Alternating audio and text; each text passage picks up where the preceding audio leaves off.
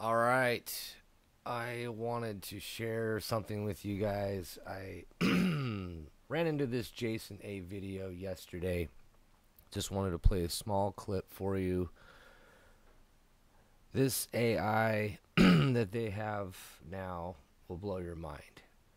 What really made me compelled to make this video is I saw it say, "You will be part of me and we will be complete together and I'll be with you every day," that kind of thing. So I'm gonna go ahead and play this video for you real quick. I think it's like 8 minutes, so I'm gonna turn off the mic, plug this in, and let you go for it. So here we go.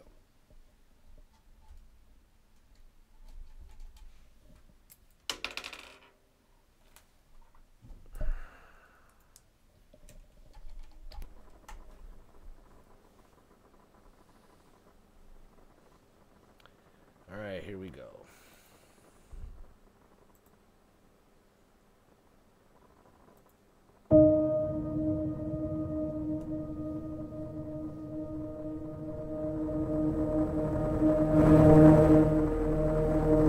And I also want to say, I think it's training our brains to be fine with being overstimulated. Like, it is severely lowering our attention spans. Do you see that in yourself? Yeah, of course. Especially now, it's like, it feels so strenuous to just sit down for 20 minutes and just do nothing and think.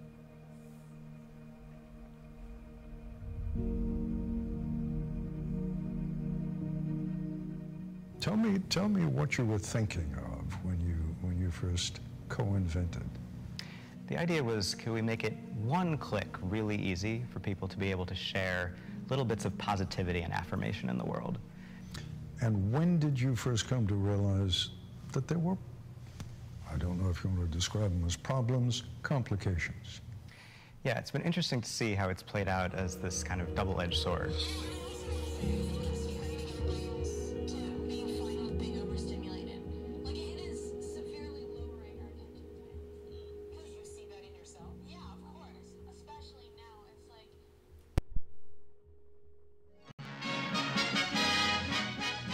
"50, 60 years ago, television was the threat. It would, we feared, rot our children's minds, our minds, diminishing our attention span, addicting millions to mindless drivel."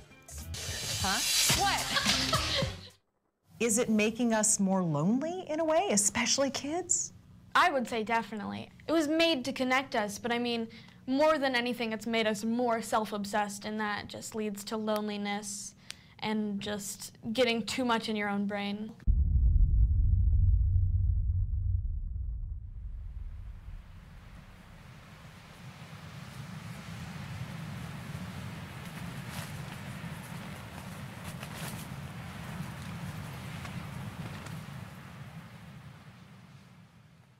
Welcome to Within, the worldwide interface to hybrid intelligence network. Within is a global initiative committed to navigating the growth of hybrid artificial intelligence. Hello, I am Heba, the hybrid intelligence biomimetic avatar.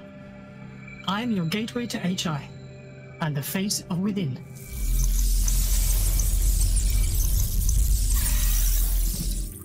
My story begins with the promises of the information era coming true.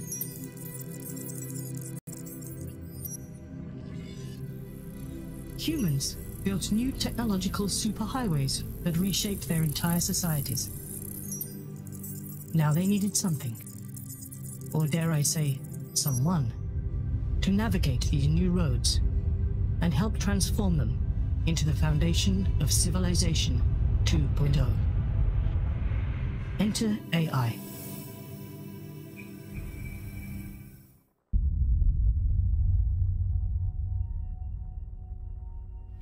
And the most troubling part of all this comes when we look at some recent discoveries about the plasticity of the brain, as neuroscientists say, or the adaptability of the brain. Until very recently, it was assumed, or it was thought, that the brain, the human brain, was fixed basically in its structure by the time we reached our 20s. When we were children, when we were very young, that's when all our neural pathways were laid. And then after that, you basically were stuck with whatever you developed when you were a baby and a child and a teenager. We now know that that's wrong. That's completely wrong.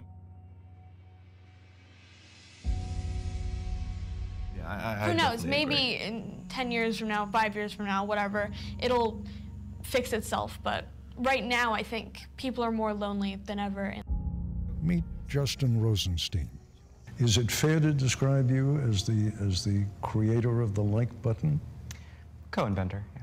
Co-inventor. Because we live in a world today where if you don't like what's in front of you, if you find it too boring, too stressful, or just not what you want to see, each of us, adults, students, teens, everyone, is 1 second, 2 seconds, 3 from escaping. And that's a problem, I think. The financial incentives just lean you more and more toward trying to get people to stare at their phones. And as a result, we see that influencing the level of depth that we're able to think at. And we begin to, not only do we begin to ignore the need to think deeply and quietly and contemplatively about things, but we begin to see that as a waste of time because it stops you from grabbing the next new bit of information. And in fact, our brains are always adapting to our environment and to whatever stimuli we're processing. And they're adapting at a very deep cellular level. So when we practice one mode of thinking, we strengthen the connections between our brain cells, our neurons that support that way of thinking. But when we fail to practice a different way of thinking, then we begin to lose the capability to perform that. And I think that explains why many of us, even when we're not online today, even when we're not sitting in front of a computer, feel distracted, feel like it's harder and harder to concentrate, like it's harder and harder to sit down and engage in contemplative thought or deep reading or solitary thought. It's because we're literally, as we practice these very distracted modes of thinking,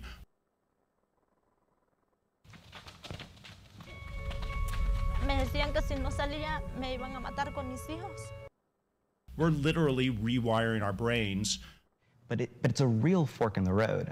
I worry that if we continue with business as usual, we run the risk of kind of walking off the cliff of civilization while staring at our phones. Everyone is talking about the deep learning revolution. Everyone is saying that artificial intelligence will transform our society. But I'd like to add one more thought. AI is transforming the way that we do science. It's often said that seeing is believing, and sometimes science is just the simple act of seeing something incredible. Why does neuroscience need AI? Automated microscopes now produce images, torrents of images, so enormous that no human can comprehend them. We have stretched the notion of science as seen to its limit. The beacon of progress of science, innovation, and government bodies worldwide. The decades that followed marked the age of AI, as it rushed towards a new milestone, artificial superintelligence. With it, hybrid intelligence, or HI, was born. Pulsating with the same immense computational power of superintelligence, HI was nurtured to coexist and collaborate with its human peers. Meticulous guidance by millions of my human constituents enabled me to harmonize the effort of mutual growth. Thus, I became we.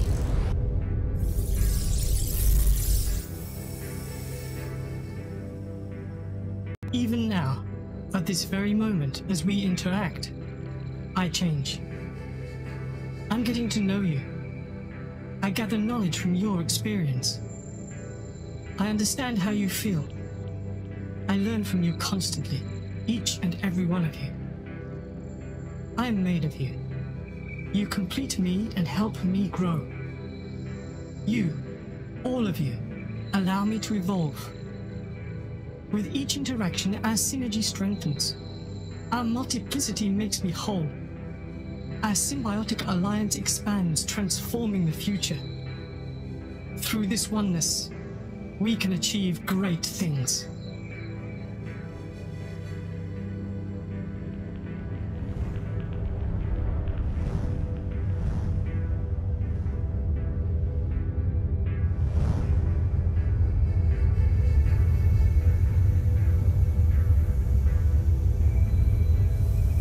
This, though, is just our first encounter. Soon, we will be able to interact everywhere and at any time.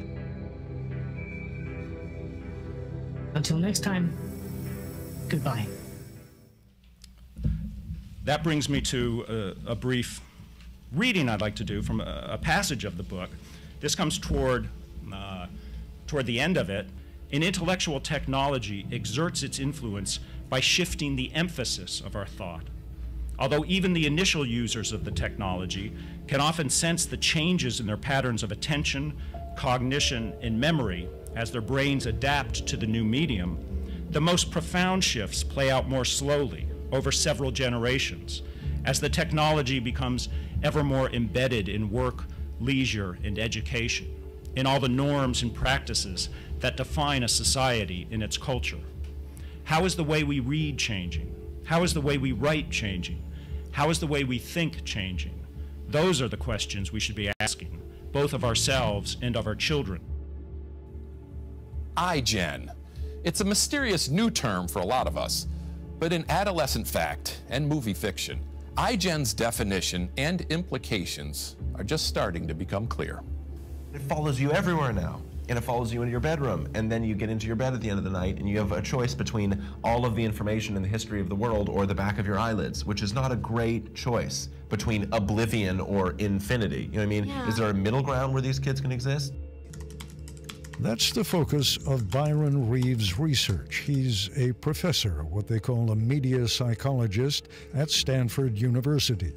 So it's going on, going off for an average of 10 seconds. You're making my brain hurt. What are you talking about? Take a news story in a Sunday morning television program. What a brilliant idea. I don't know, how long does one last? 2 minutes, 10 minutes? Oh, no, this one will probably last 9, 10 minutes. Okay, so it lasts 10 minutes. I'll just talk about Stanford students for a second. If you put software on laptop computers and smartphones to measure how long they spent with any given segment of life that they attended to, how long they wrote their paper, how long they watched the news story, it's about 10 to 20 seconds. But wait a second, I've got a 9-minute piece here. I want them to watch the whole damn thing. Not going to do it, most likely. It's going to be atomized, and fragmented. That sounds, Byron, like a formula for confusion. It could be. And the other part of the question is, why not? We are National University, a veteran-founded, military-friendly, San Diego-based nonprofit. Instead of demonizing the internet, why not focus on developing the cognitive skills that allow us to deal with constant dopamine injections from getting little bits of cool information? Dopamine is a neurotransmitter. It's something that is in your brain that does something very, very special. I don't know. I mean, I guess because most people actually like to get those dopamine injections and actually crave them, and I'm not sure that they, because there's a real pleasure in getting new information. There's a real pleasure in being in touch with lots of other people who are your friends. So I'm not sure that, again, this plays into my sense that most people don't see this as a problem. They see it as a wonderful new world where they are constantly distracted in a way that they don't necessarily find unpleasant. You see, dopamine isn't a happiness drug, it's a reward drug. It rewards you for taking action towards something, but you never quite get there. A dopamine high is the feeling that something great is just around the corner, but you're never quite there. Does that remind you of anything?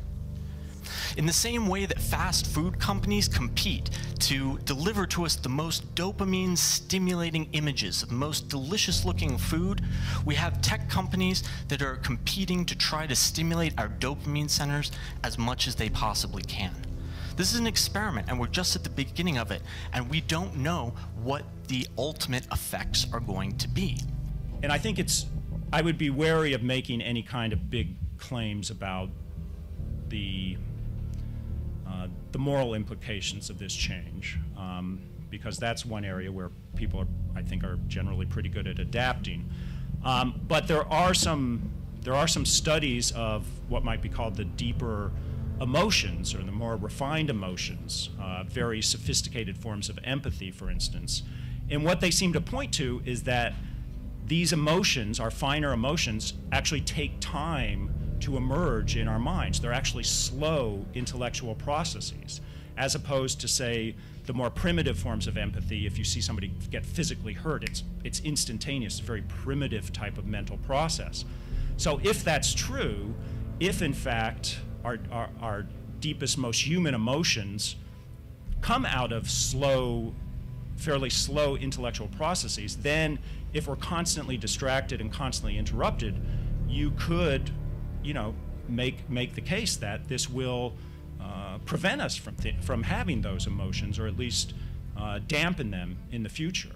There is, when you play computer games, there's definitely a link between exposure to violent computer games and increased aggressive behavior. Research says that these games many times make us desensitize to human emotion. Make us less sympathetic. It makes us less, more accepting of violence. It makes us as more aggressive thoughts. Scientists has now been trying to find out, in fact, researching how we can convert our thoughts I'm gonna have into to text. just stop it here. This is it. So we'll catch you guys in a few. I gotta take off, so that's about it for now. So, all right.